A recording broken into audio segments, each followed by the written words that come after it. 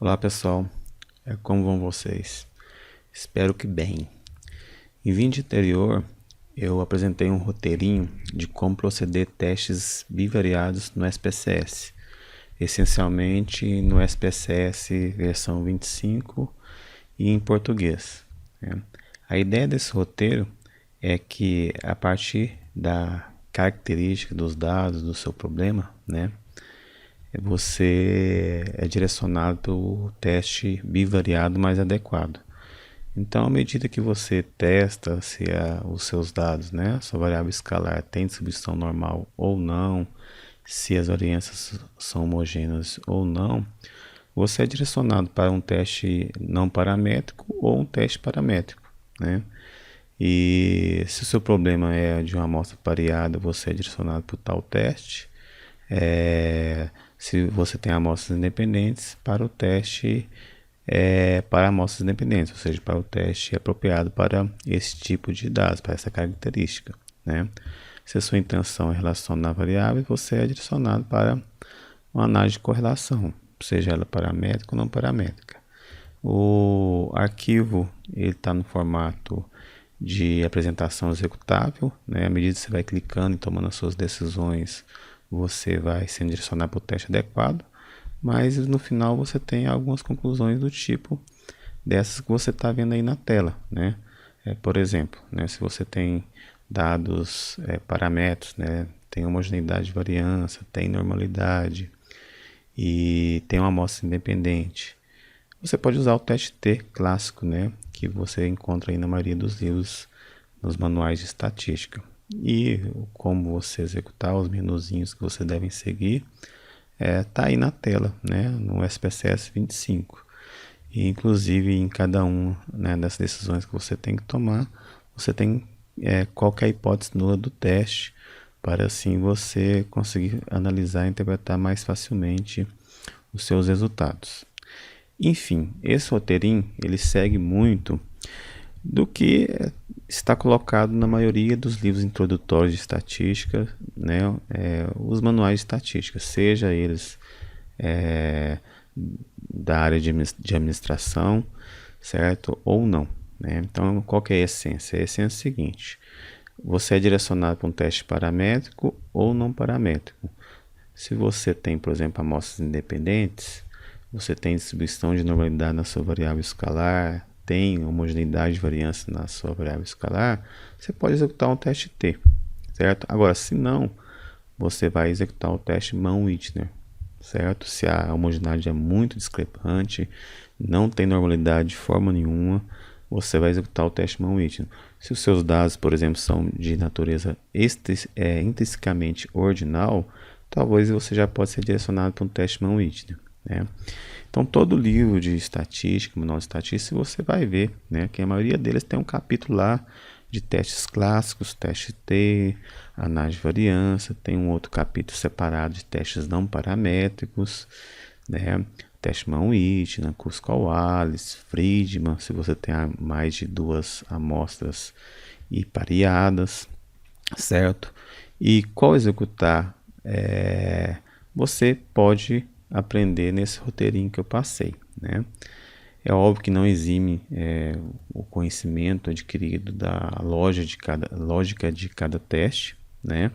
Mas o roteiro já ele é um bom início para você tomar a decisão correta do teste a ser utilizado. Porém, o que acontece? Acontece que mais recentemente, né, nos últimos anos, né, e quando eu falo nos últimos anos, em termos de ciência, né, 20 anos é pouco, né, a gente sabe disso. Os computadores eles ficaram mais potentes, né, eles ficaram mais potentes no sentido de conseguir executar análises mais complexas e mais rápidas, certo?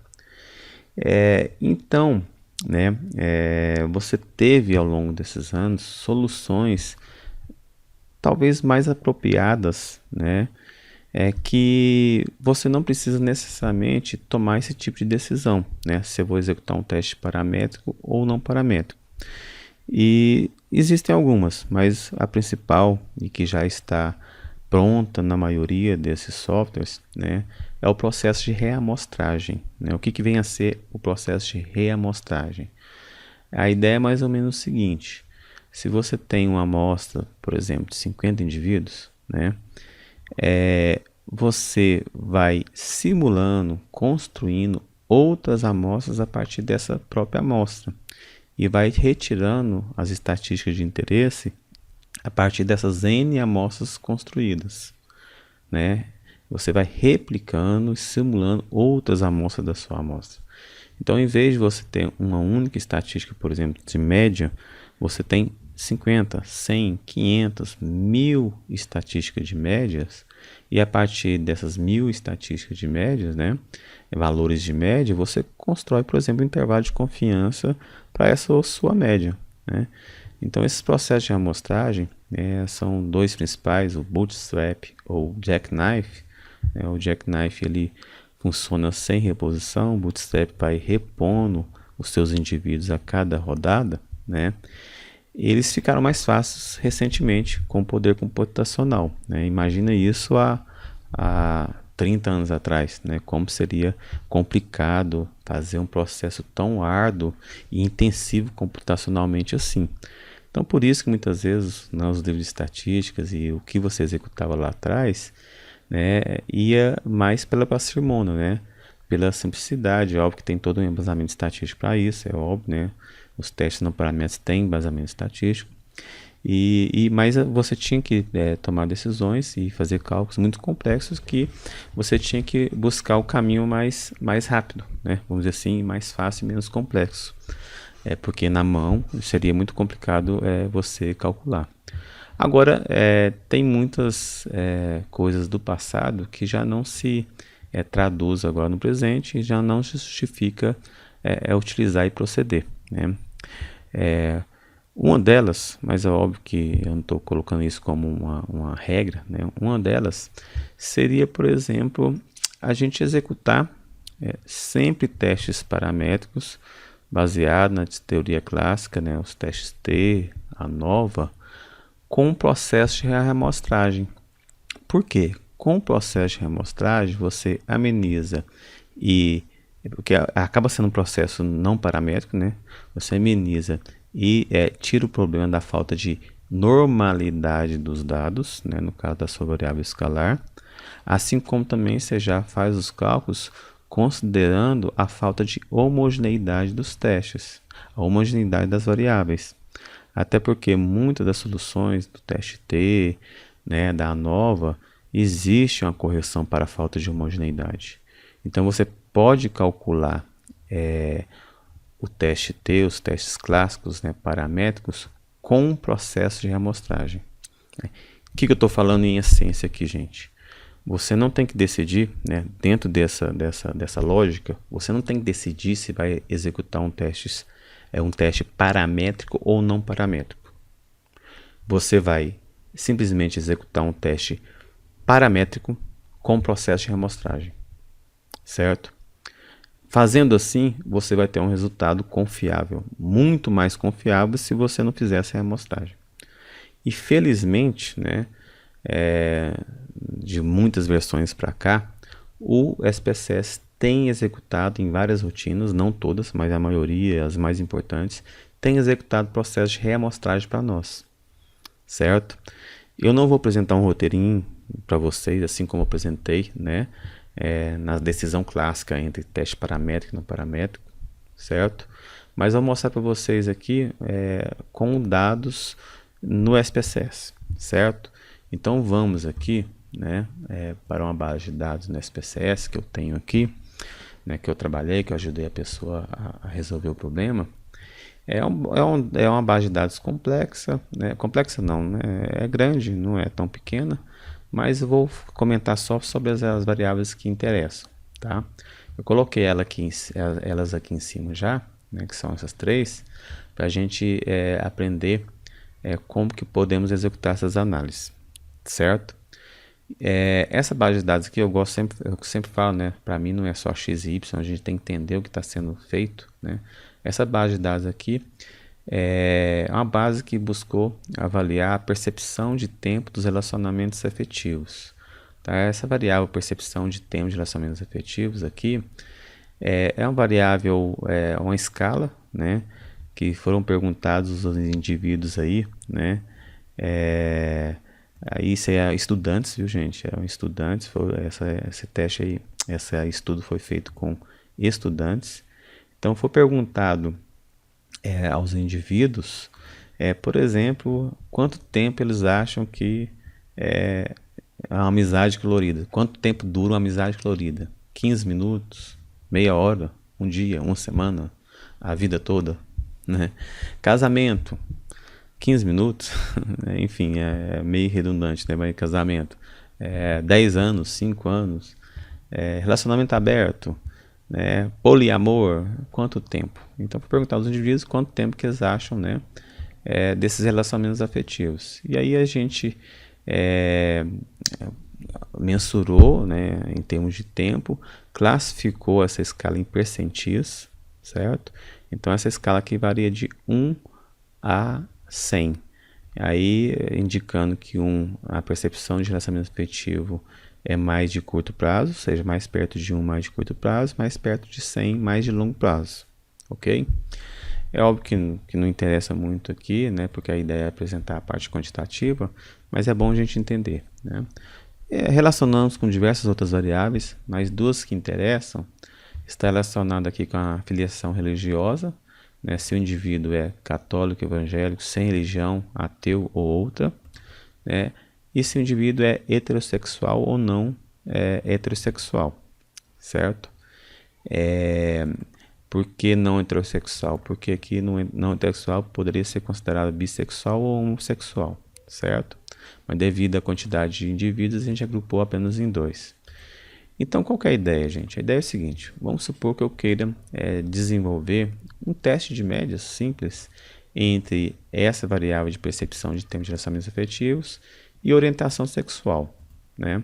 Ora, como eu tenho apenas 2 grupos, apenas 2 amostras, e essas amostras são independentes, quem é heterossexual não é não heterossexual, né? São coisas diferentes.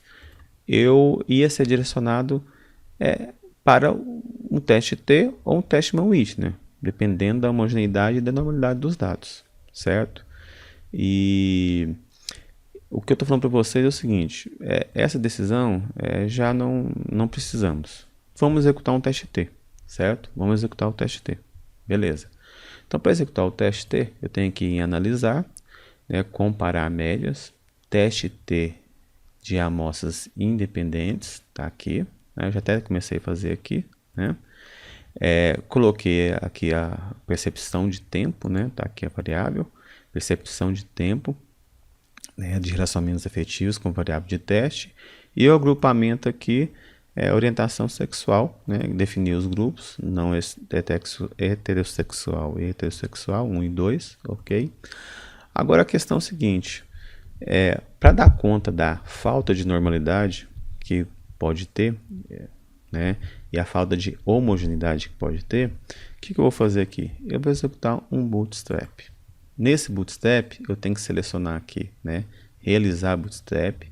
1000 reamostragens geralmente é o suficiente, mas você pode colocar 10.000, 2.000, alguns softwares trazem como padrão 2.000, né? Mas 1000 é o suficiente, certo? Constrói os intervalos de confiança não pelo percentil, mas a literatura indica que o BCA é o melhor, certo? Correção de vício acelerado, a tradução não está muito boa, tá?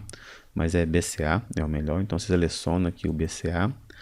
A reamostragem, né? Reamostragem, pode colocar simples por enquanto aqui, tá? E coloca em continuar. Então, opções aqui, o teste T não traz muitas opções, né? Só para se os valores omissos serão listwise ou pairwise, não preciso mexer aqui. Enfim, eu vou executar as análises, tá? Vou executar as análises. Pode perceber que demora mais um pouquinho do que comumente, né? Por quê? Porque ele está calculando 1000 amostras aqui para ver o que acontece, certo? 1000 amostras. Então perceba o seguinte, gente, eu já já estou assumindo que, de repente, eu possa ter problema de normalidade. Como testar, eu ensinei lá no roteirinho, certo? A normalidade e a homogeneidade. Não vou entrar em detalhes aqui. Mas, caso, né, eu queira testar, poderia fazer isso também, sem problemas. Mas o que eu estou executando aqui vai dar conta da falta de normalidade. Assim como também, se houver, no caso, falta de homogeneidade, eu também consigo resolver a partir desse output aqui. Então, o que nós temos? Olha só o que nós temos. Então, primeiro nós temos aqui as estatísticas do grupo, né? Heterossexual e não heterossexual, certo? O número de indivíduos em cada um dos grupos, médias e o padrão, ok? Perceba que já construiu algo novo aqui, ó, que antes não teria se a gente não tivesse selecionado Bootstrap, que é o intervalo de confiança para médio, por erro, padrão, né? Tá aqui, né? Então tá aqui Bootstrap, indicando que foi construído a partir de 1000 amostras. Mas relativamente ao teste T, o que nós queremos avaliar são as estatísticas aqui de baixo, né? Então vamos lá. Teste de amostras independentes. O output padrão é esse aqui, ó. É esse que vocês estão vendo. Ao selecionar Bootstrap, aparece isso aqui adicionalmente, beleza? Então, nesse output aqui acima, nós primeiro temos o teste Levene. Se a gente considerar, por exemplo, 10% de significância, eu rejeito a 10% a homogeneidade das variâncias. Sendo assim, eu já poderia de repente pensar e cogitar um teste não paramétrico, o teste Mann-Whitney, por exemplo. Então eu teria que ir lá executar o teste Mann-Whitney. Ok? Poderia cogitar, mas é óbvio que nós temos a solução aqui, né, do teste T para variâncias não homogêneas. Está aqui embaixo. Em vez de olhar para cima, a linha de cima, eu poderia olhar para a linha de baixo. Ok? Mas, supondo que nós não temos aqui a normalidade dessa variável, certo? O que eu poderia fazer? Ora, eu poderia simplesmente olhar para essa parte de baixo aqui. Por quê? Porque na parte de baixo eu já tenho os resultados a partir de um Bootstrap com 1000 amostras. Então, assumindo que não tem normalidade a 10% e que nós não temos normalidade também, basta eu olhar para a linha de baixo aqui, ó, variâncias iguais não sumidas. Eu vou ver os resultados a partir dessa linha de baixo. Então, podemos ver que sem Bootstrap ou com Bootstrap os resultados são os mesmos, mas nem sempre vai ser o caso. E no caso do Bootstrap é o mais correto, é o mais sensato, é o mais conservador. Deu uma certa diferença. Como vocês podem perceber aqui, ó, tem uma certa diferença, né? Então, considerando que não tem normalidade e que não temos homogeneidade a 10%, os resultados indicam aqui, ó, para eu rejeitar que a percepção, né, de tempo de relacionamentos afetivos é igual, né, entre heterossexuais e homossexuais, no caso não heterossexuais. Se a gente avaliar aqui a média, tá aqui acima, né? Se a gente avaliar aqui a média, por exemplo, né, a percepção dos não heterossexuais é um pouco maior do que um pouco maior, no caso estatisticamente significativo, é maior então, né? É maior do que as do grupo heterossexual, né, que é 45,13. Ok? Isso aqui é um score, né? Então o score dos não heterossexual é maior do que o score dos heterossexual no que diz respeito à percepção de tempo dos relacionamentos afetivos. Ok? A mesma coisa poderíamos pensar numa situação em que nós temos mais de dois grupos, né? Que aí no caso seria a realização de uma nova análise de variância. Então se eu quiser testar, por exemplo, PTRA 100, né? No caso que é o core da minha variável de percepção de termos de relacionamentos afetivos contra orientação, contra filiação religiosa, aqui, ó, eu tenho aqui nesse caso 1, 2, 3, 4, 5 grupos. Nós temos 5 grupos. Então eu teria que analisar a nova. Se eu tivesse, né, seguindo o padrão clássico entre vou realizar uma nova paramétrica ou não paramétrica, aí eu teria que cogitar se é Kruskal-Wallis ou uma nova clássica, ok? Se eu tivesse amostras dependentes, a nova com medidas repetidas ou um Friedman, por exemplo, ok? Mas não é o caso aqui. Por quê? Porque executando uma nova e selecionando o procedimento Bootstrap, eu vou dar conta da normalidade e da falta de normalidade e da falta de homogeneidade simultaneamente, ok? Então, para executar a nova aqui, eu teria que, no mesmo menu, comparar médias, análise de variância direcional, a nova. Já estava feita aqui, mas a ideia é pegar a variável de teste, escalar na lista de dependentes, e o grupo, que nesse caso aqui é minha filiação religiosa, como fator, ok? Como fator. Se eu quiser fazer uma comparação múltipla, e depois, porque o teste de ANOVA, como a gente sabe, ele só apresenta se existe diferença ou não. Ele não indica quais são as diferenças. Quais são as diferenças você consegue ver depois a posteriori, nos pós-hoc, nas comparações múltiplas posteriores. E aí a gente poderia ir aqui nesse menu, se a gente quiser ver isso também, selecionar os... tem muitos testes, como vocês podem perceber aqui, de variâncias iguais presumidas. Os mais famosos, DMS, Bofferoni, Tukey, SNK, Duca.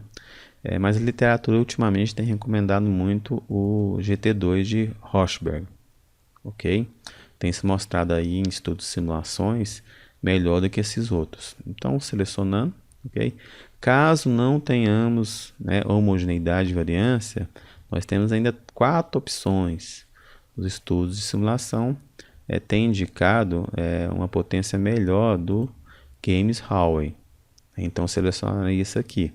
Então, continuar. Beleza. Opções, eu executo aqui também o teste. Eu posso executar o teste de homogeneidade, que é o teste Levene, como foi dado lá no teste T também, teste Levene. E caso há homogeneidade, falta de homogeneidade, eu posso executar o teste Welch, certo? O teste Welch vai dar conta da falta de homogeneidade. Ele não dá conta da falta de normalidade, mas de homogeneidade ele dá. Ok? É como se a gente tivesse naquela linha de baixo lá, variâncias iguais não presumidas, no teste T, certo? E dá um ok. E mais uma vez, eu seleciono o Bootstrap. Seleciono o Bootstrap, realizar Bootstrap, BCA, ok? E dou um ok, avançar. Então, quando eu executo, podem perceber que também não é de forma automática, ele fica calculando aqui para nós, porque demora um pouquinho. Deixa eu tirar aqui esse teste T, que a gente não vai usar mais, e ele está executando, Demora só um pouquinho. Algumas modelagens que eu executo aqui, que nós temos que executar, demora bastante. Eu já executei análise que fica a noite inteirinha aqui rodando, para você ver como que é a complexidade computacional de serializar Bootstrap até hoje, em alguns módulos, Então, por isso que antes a gente não tinha muita solução via Bootstrap, certo? Então, em relação a esse output nosso aqui, em relação ao nosso output aqui, eu tenho o teste de homogeneidade de variância. Olha só, no caso aqui, eu rejeito que as variâncias são homogêneas. Então, já poderia cogitar ir para um Kruskal-Wallis, por exemplo. A literatura fala que a falta de homogeneidade não é tão problemática assim, se os grupos são parecidos e os cálculos das variâncias não são tão extremos assim. Posso continuar a nova, mas a rigor existe a falta, você teria que ser indicado para um outro teste, Kruskal-Wallis, por exemplo. Mas é o que a gente vai ver aqui, que não tem precisão. Se eu calculo o teste de Welch, por exemplo, eu estou dando conta da falta de normalidade, da falta de homogeneidade. Eu vi aqui, eu rejeitei a homogeneidade, ok? Então não vou olhar para cá, eu vou olhar para o teste de Welch. Apesar dos resultados serem iguais, mas o correto é olhar para o teste Welch. Considerando apenas a falta de homogeneidade, eu não rejeito que os scores lá da percepção de relacionamento afetivo, né, percepção de tempo de relacionamentos afetivos, são diferentes. Então, de uma forma ou de outra, se é católico, evangélico, né, ateu, tem a mesma percepção, ok? Mas eu não dei conta da falta de normalidade. Se é que existe, porque eu não testei, como eu falei para vocês, tem lá como executar no nosso roteirinho do vídeo anterior, tá? Então, beleza, olha só, agora sim, né, eu vou dar uma olhada para o teste, os testes posteriores só se haver, né, por exemplo, se eu decido que não há, não adianta nem olhar para cá, ok? Então, de uma forma geral, não existe diferença, então não tem porquê eu avaliar os testes post-hoc, beleza? Mas até então, gente, olha só, isso aqui não é os cálculos via Bootstrap. Os cálculos via Bootstrap estão lá embaixo. Okay? Eu tenho que olhar para cá. Se eu considero que existe falta de normalidade, eu tenho que olhar para cá, ok? Para a parte de baixo, né? Considerando a falta de normalidade. Então, olha só, eu não rejeito que há diferença. Se eu rejeitasse, né, se isso aqui fosse, por exemplo, 0.02, eu deveria olhar para os resultados via Bootstrap. Por quê? Porque nos resultados via Bootstrap, eu vou dar conta da falta de normalidade, certo? Eu vou dar conta da falta de normalidade. Então, pode perceber que ele constrói para mim aqui o intervalo Bootstrap para as diferenças. Você tem a diferença, né, entre os grupos, então, pelo teste. A gente assumiu que tem variâncias, para começo de conversa, né? A gente assumiu que as variâncias são iguais? Não, são diferentes. Se são diferentes, eu não vou olhar para o Rochberg, eu vou olhar para o Games Hallway, que é o que assume variâncias diferentes. Então, rejeitei H0, que os resultados são iguais, então existe pelo menos uma diferença. Onde estão as diferenças? Olhe para o contraste, né, para a diferença entre os grupos. Católico contra evangélico, católico sem religião, católico ateu. É óbvio que a diferença entre católico e evangélico é a mesma de evangélico e católico, como podem perceber aqui, certo? Então, você não precisa ficar olhando para todos, apenas alguns. E olhe para o intervalo Bootstrap aqui, 95%. Quando você vai rejeitar? Quando esse valor, né, não contempla o zero. Então, entre menos 3,36 e 22, contempla o zero? Contempla. Então, não existe diferença. Entre menos 12 e 2, contempla o zero? Contempla. Então, não existe diferença. E assim por diante. Mas isso eu já sabia, né? Isso eu já sabia, porque de uma forma geral, o teste de Welch, né, já tinha falado que não existe nenhuma diferença. Quando não existe nenhuma diferença, eu não preciso continuar minha análise. Eu paro minha análise aqui, certo? Quando não existe nenhuma diferença, eu paro minha análise aqui. Ok, pessoal? Então, a ideia era essa. Dentro da metodologia clássica, né, eu tenho essas decisões a serem seguidas. Existe normalidade ou não? Existe homogeneidade ou não? Dependendo, eu sigo para testes paramétricos. Dependendo, eu sigo para testes não paramétricos. Também tenho que decidir o tipo de característica do meu problema. Se amostras são dependentes, são independentes, quantos grupos eu estou comparando, 2, 3 ou mais. Né? E para isso a gente tem aquele roteirinho que eu apresentei para vocês. Agora, mais recentemente, né, ou seja, de forma um pouco mais moderna, devido ao avanço computacional aí que nós temos nos últimos anos, a rigor a gente pode seguir essa lógica também. No fundo eu adoto testes paramétricos, mas realizo o Bootstrap para tomar as minhas decisões, para inferir os meus resultados. Ao mesmo tempo, como eu mostrei aqui para vocês no SPSS, eu vou dar conta da falta de homogeneidade. A falta de homogeneidade vai ser direcionada dependendo do teste. Por exemplo, aqui eu olho para o p-valor da nova clássica ou olho para o teste Welch. Lá no teste T, eu olho para a linha de cima. né, variâncias iguais assumidas, ou para a linha de baixo, variâncias não iguais assumidas. E no caso da falta de normalidade, se eu testei e vi que não tem, não tendo, eu olho para a minha tabelinha sempre considerando Bootstrap, certo? Que é o meu processo de amostragem.